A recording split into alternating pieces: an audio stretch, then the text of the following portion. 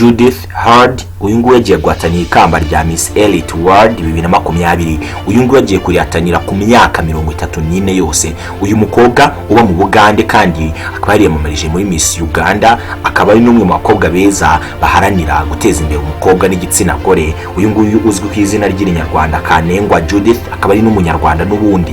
uyu mukobwa agiye guhatanira ikamba ridasanzwe ryo ku rwego rw'isi rizategurirwa muri Misiri uyu mwaka. uyu mukobwa ubundi rikamba rihatanirwa n'abantu bafite hagati y'imyaka 18 na 28, ariko we arengeje iyi myaka. abacamanza nyuma yo kumva inkuru y'ubuzima bwe n'ibikorwa byiza uyu mukobwa ari gukora bamwemereye guhatanira ikamba. uyu mukobwa asa nk'aho ari muto umurebye wamuhariye mu myaka 20 nubwo afite imyaka 34, akaba ari n'umubyeyi w'abana.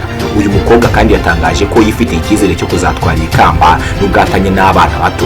agize ati nifitiye icyizere bitewe n'uko nubwo ari abana bato mfite ubwiza buhagije kandi mfite n'ibikorwa byiza kandi birivugira. uyu mukobwa ugiye guhatanira ikamba yizeye kuritwara agahisha ikuzo igihugu cye cya Uganda abarizwamo uyu munsi, kandi akaba ari umunyarwanda witwa Kanengwa Judith wamenyekanye cyane ku mazina nka Kanengwa Heard. niba ushaka kumva ibiganiro byiza kandi biteguranye ubuhanga, uburyo bwonyine bwo kubibona ni ukanda subscribe kuri YouTube channel yitwa Ilmu Media, kandi ukadufollowinga kuri TikTok channel yacu, kandi ibi byose uzajya ubibona biteguwe nanjye Methode.